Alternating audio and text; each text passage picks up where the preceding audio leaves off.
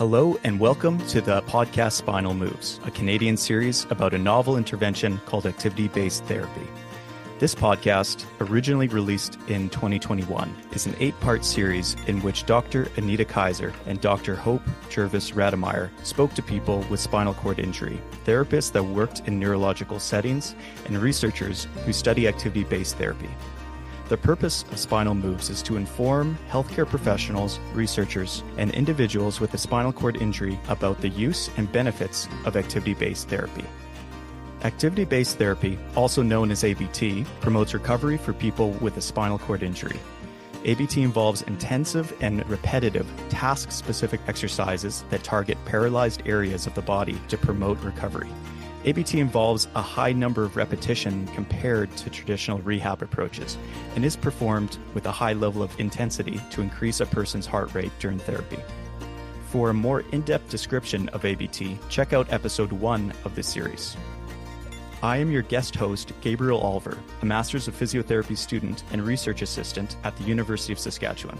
In this special update episode, we'll be exploring the developments and changes since our last installment within the field of activity-based therapy in Canada. To explore these developments, I am pleased to have the opportunity to interview 2 experts in the field of activity-based therapy and co-hosts of the original podcast Spinal Moves, Dr. Anita Kaiser and Dr. Hope Jervis Rademeyer. Welcome, Anita and Hope. Hi, Gabriel. Hi, thanks for having us, Gabriel. So I would like to begin by thanking you both for creating this podcast series. I was first introduced to this podcast last year during my studies. It informed my practice as a clinician in my student placement, which just so happened to be in a neurological setting, so very relevant to the practice that I was doing at the time. Additionally, as a brother and family member to somebody that has a spinal cord injury, this podcast has been a resource to share and support him in his rehab journey. So thank you for your hard work that you've done and continue to do in this field. Thanks so much. We're really glad that you and your brother found the podcast beneficial. So, a question for both of you. When you first hosted Spinal Moves, you were both PhD students at the University of Toronto. Tell me what you both are up to these days. Thanks, Gabriel. So, like you said, I completed my PhD at the University of Toronto just this past fall in 2024. And I was working under the supervision of Dr. Kristen Musselman. And our research lab was located at Toronto Rehabilitation Institute's Lyndhurst Centre, which is a part of the University Health Network. So once I finished, I decided to remain here in Toronto because UHN is ranked as the #1 hospital in Canada, and Lyndhurst is the largest spinal cord rehab hospital that we have in Canada. So it's really an ideal place for me to be exposed to some of the great work that's happening here in spinal cord injury research. I've continued collaborations with other scientists in a variety of research areas that are related to spinal cord injury, and I've also continued my own work, which is an extension of the work I did for my PhD. And I've also taken on a teaching position at Brock University, and I've just recently stepped into the role of co-chair of the Canadian ABT Community of Practice alongside Hope and Kristen Walden at Praxis. I also completed a PhD with Dr. Kristen Musselman, and I went on to do a postdoctoral fellowship with Dr. Chester Ho. You might remember him from episode 5 of Spinal Moves. I got the chance to work with him on a number of functional electrical stimulation cycling projects, and I just started at the University of Saskatchewan as an assistant professor in 2024. My research program involves knowledge mobilization, so taking neurorehabilitation approaches from the start, co-design, to clinical implementation and promotion. My work also involves health systems research. I also coordinate and teach graduate-level neurology courses for physiotherapy students. I recently finished co-authoring a textbook about evidence-based practice for healthcare professionals with Dr. David Dolbaugh, an ABT expert and professor at William Carey University in Mississippi. Sounds like both of you are quite busy and heavily involved in the field of activity-based therapy. Have you heard any recent stories, either from a participant or a clinician, where the use of ABT has really made a difference? I have. Back when I was a postdoctoral fellow in University of Alberta, I led a study where we interviewed 9 people, and they'd taken part in functional electrical stimulation cycling clinical trials for 3 to 6 months. Some of these people started as early as 5 weeks after their injury. Just so our listeners know, FES cycling does meet the criteria for ABT. So, returning to the 9 participants, they started cycling as early as about 30 days after they had an SEI. What we found was that FES cycling empowered them. They felt confident using it, and they all benefited by either continuing to do it in the community or moving on to another activity that they loved. One person returned to being a construction site manager, which is a really difficult, physically involved job. Another started competitive swimming, and one even went back to do horseback riding. That's pretty cool. So my story is a bit different. I train at Walk It Off Neuro Recovery and Wellness Center, which is an ABT community-based center located in Newmarket, Ontario. I probably have a few great stories to share with you because I'm always training with other people at the time. But the one more recent one that I can share is a woman who I've seen since she first started coming to Walk It Off. And she was injured back in 2016 and was diagnosed with a C5-6 complete ABT spinal cord injury. So even like a little bit worse than my level, which is C6-7 ABT. And I remember she had told me that her surgeon had hoped that one day she would be able to use her arms enough to feed herself. And so when she first started at Walk It Off, I remember seeing her struggle to push a manual chair, and she only had use of her shoulders and some bicep function. And she couldn't sit for more than a few seconds unsupported at the edge of a plinth. And so after starting at Walk It Off, I've watched her slowly regain function and strength below her level of injury. She strengthened her arms and regained use of her triceps enough to be able to push a manual chair better and also work on transfers. And I track her progress on social media because we don't always train together. And I have to say her progress has been pretty impressive. She's gained enough core function now that she can independently sit at the edge of a bed without needing to hold anything, and she has pretty decent posture. She also practiced load bearing and standing. And so first she needed full support, but now she can completely control her upper body independently and move her arms to do different types of exercises and activities while standing. And she can also get into 4-point and high kneeling independently, which wasn't even remotely possible in the beginning. And so all these things have helped her to be more independent at home by building the strength and balance that she needs to be able to reach and grab items. And it's given her the confidence and the strength and function to start playing wheelchair rugby, which I know she loves. And I asked her recently, and she said that ABT has really given her a new passion in life, and it continues to change her life for the better. Both those stories are just so great to hear. And I think so important to share as well, because at the end of the day, we'll be talking about research, technologies, but the end result is trying to help people live more fulfilled lives and increase autonomy and independence. So it's really great to hear we have stories like that using things like ABT as an intervention. So it has been some time since our last episode. Is ABT being used more widely now in Canada than it was a few years ago? That's a great question, Gabriel. And it's hard to say if ABT is being used more widely now, as we haven't conducted a study to assess that. But I think I can safely say that more people in Canada and around the world know about ABT, in part through all the work of the Canadian ABT community of practice. We've published a number of articles in this area and presented that research nationally and internationally. And I've also noticed that the number of articles in general that have been published on this topic has increased. And we've begun having conversations with other groups, like within Canada, both nationally and internationally, on how we can work together to move things forward in a strategic and efficient way. So I think awareness is really the first step towards broader implementation and practice, and we're really starting to see that happening. That's a great answer, Anita, but I'd like to build off of that answer and talk about the ABT that I see in the community. So, Walk It Off in Newmarket, Ontario has expanded. They recently hired new staff and they opened a new location this year. They actually had a big celebration a couple of months ago. And I know firsthand out west here, First Steps Wellness Center in Regina, Saskatchewan rolled out a subsidized community FES cycling program, and they received 2 more bikes from donations. Also, there's a lot of passion for FES cycling here in the West. I'm sure there also is out east. But here we started our own interprovincial FES cycling community of practice between Alberta and Saskatchewan. And that's really going well. We just started and we already have 33 members. That's really great to hear that there is growth within this intervention across Canada. So let's keep talking about community for a moment here. Anita, you mentioned the ABT community of practice in Canada, which of course has grown quite a bit. How is this helping clinicians, researchers, and people with SCI stay connected and supported? So the Canadian ABT Community of Practice was first formed in 2020 after an initial two-day summit meeting that was held the year before in Toronto. And the meeting, which was hosted by Praxis, brought together 40 individuals from across Canada who all had an interest in expanding the quality and access to ABT in Canada. And those members included researchers, engineers, hospital and community clinicians, administrators, funders, policy experts, advocates, and of course, people living with spinal cord injury. And so together, all these members identified key initiatives that would help advance ABT research and practice in Canada. So we've really taken on a partnership and collaborative approach by bringing together different groups of people with common goals and where everyone's opinion matters and it's important to the success of what we are doing.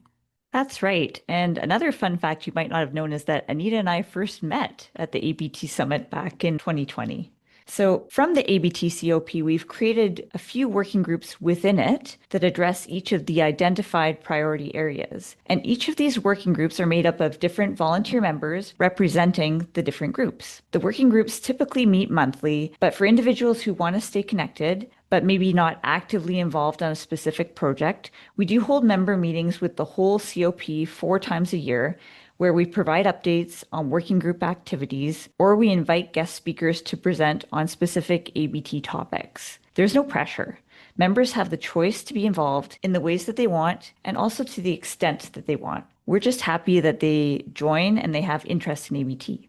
The COP has given people the opportunity to expand their networks and engage with individuals from groups they may not otherwise have had the opportunity to. This has been an invaluable experience for everyone involved. And did you know that our membership has since grown to over 100 people?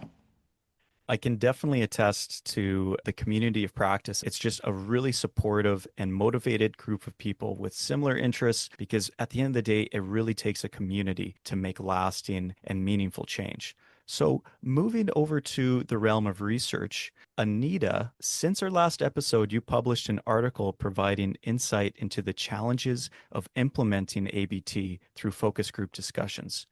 What are people saying about the challenges and what keeps coming up? So this study included hospital and community clinicians and administrators, researchers, people living with spinal cord injury, funders, advocates, and policy experts. So 6 key interest groups. And some of the key challenges that came up in that study was a lack of awareness of what ABT is.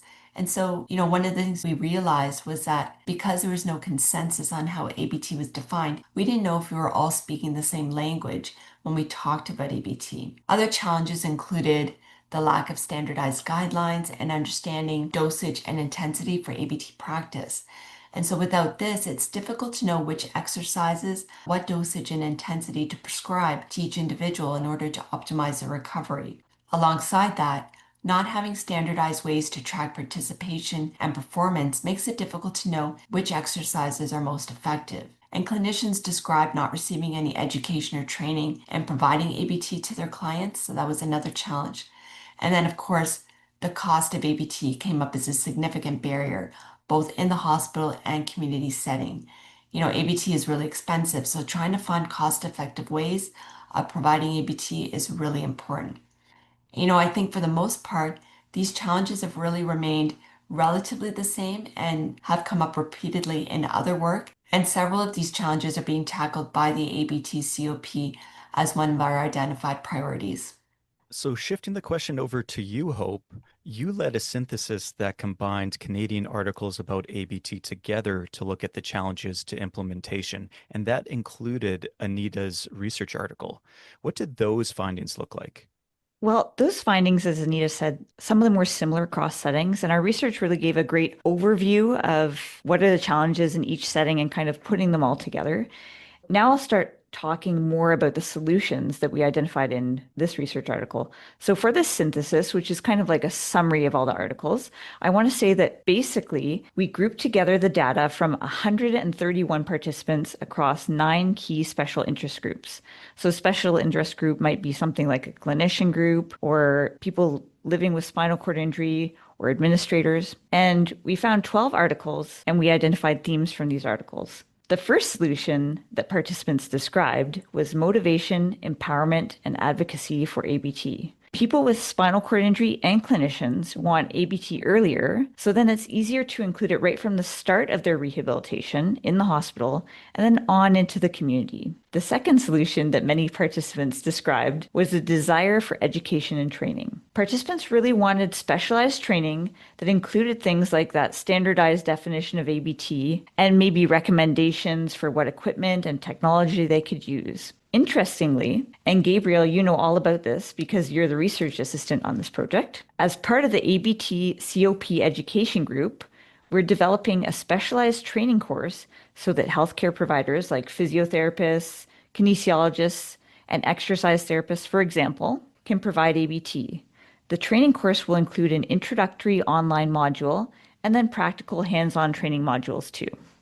I think having these solutions in place is so key because myself as a new physio that's graduating very soon, when it comes to ABT, a lot of those same barriers to implementation, I also feel myself. And being able to work on something to help learn more about ABT is a really great opportunity, not only for me to learn more about this, but to offer that training to other new physiotherapists that are moving into the field and helping people with spinal cord injury recover.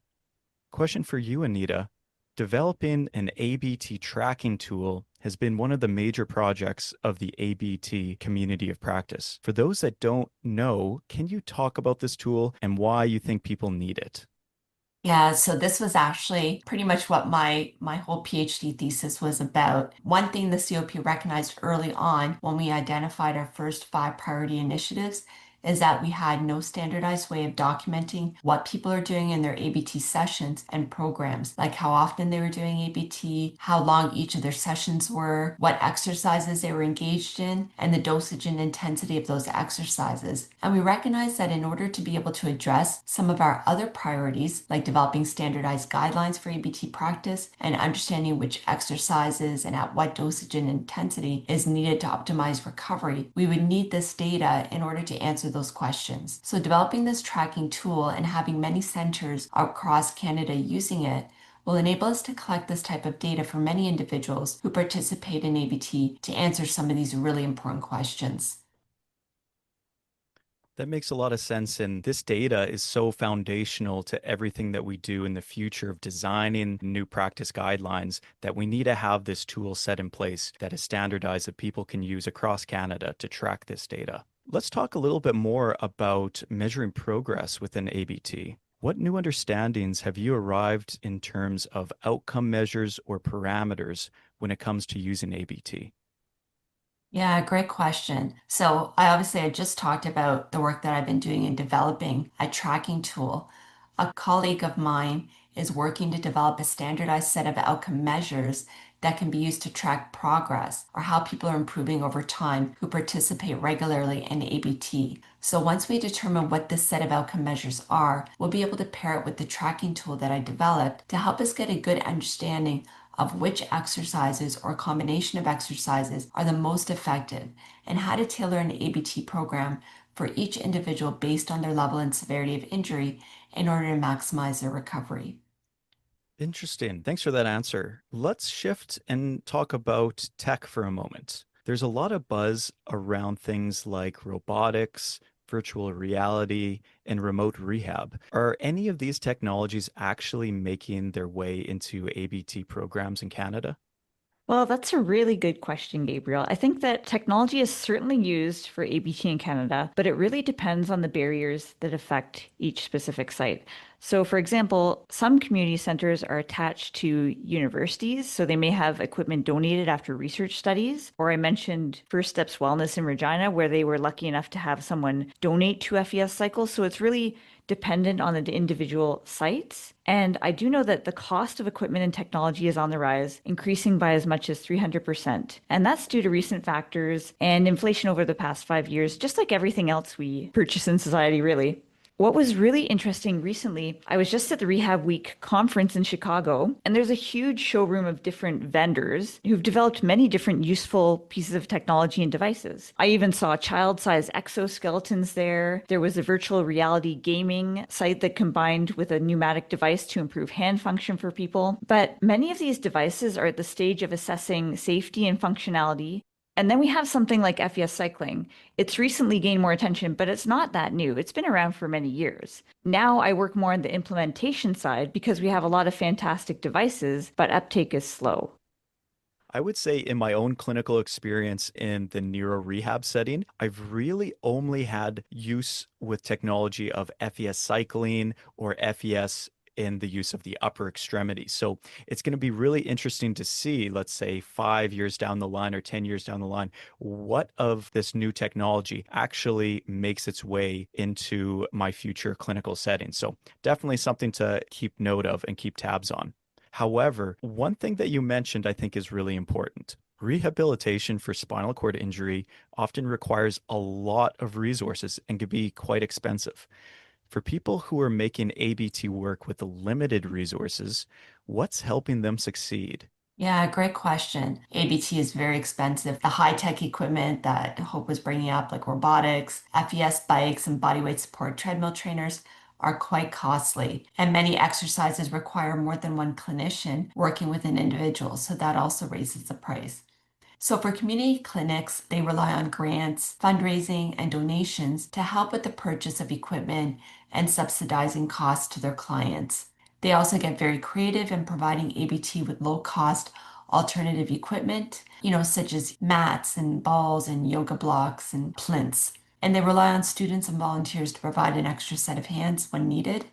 For rehab hospitals, they've started to find ways to increase hours of rehab provided to inpatients by reserving therapy time for just direct one-on-one therapist-assisted activities, and then additional time on equipment such as the FES bike can be provided by a PT assistant who have been trained for proper setup or running group therapy classes. So that helps to increase the number of hours of therapy that they can get in a day. And then for people with spinal cord injury who participate in ABT in the community, some have insurance to help offset costs, while others do individual fundraising through family and friends to help support their therapy. Some individuals have also managed to create a setup at home so that they can participate in ABT once a week at a community clinic and then supplement that therapy with a daily home program. It's something that we really want to focus on in future, is how we can bring ABT home to make it more accessible and affordable for people where funds or proximity to an ABT center is an issue. That's so true and so important for the various individuals that have different levels of insurance or in a different financial area, because it is very resource dependent and can be very costly. So really good to hear of those different strategies that can help make it work with limited resources. So thank you, Anita. So looking ahead, what are you both personally most excited about in terms of the future of ABT in Canada? I don't know about Anita, but I'm really excited that together we just started out as co-chairs of the ABT COP.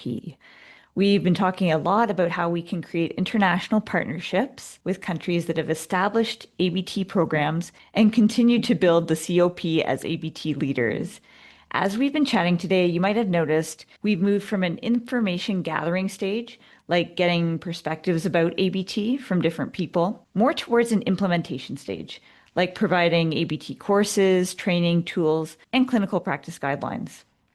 Yeah, I agree, Hope. I think for me, what I'm most excited about is to see how neuromodulation evolves in Canada, particularly transcutaneous spinal cord stimulation, because there's lots of potential for widespread implementation and use at home with this technology. And I also think we haven't tapped into the potential of combining virtual reality with ABT. So I'd really like to see us explore ways to optimize outcomes using combinations of transcutaneous spinal cord stimulation, virtual reality, and ABT.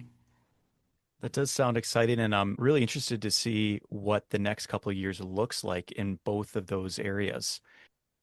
So lastly, question for you, Hope. What steps can our listeners take today to learn more, promote, or utilize ABT moving forward?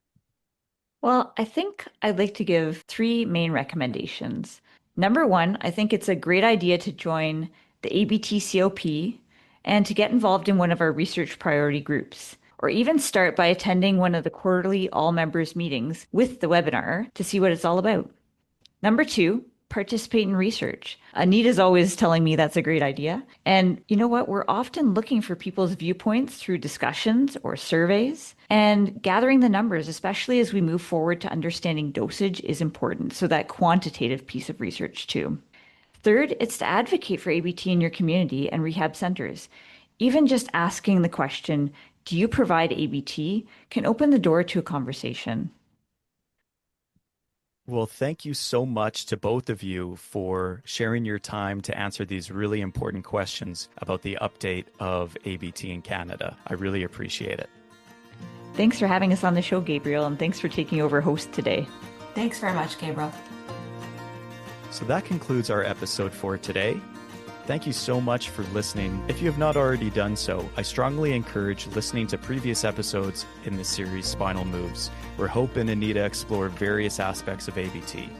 All episodes can be found on Spotify, Apple Podcasts, and other popular platforms. If we sparked your interest in ABT and you would like to stay connected to learn more about this intervention, I encourage you to link to Spinal Moves and get more information at praxisinstitute.org, where you can sign up to become a member of the Canadian ABT COP.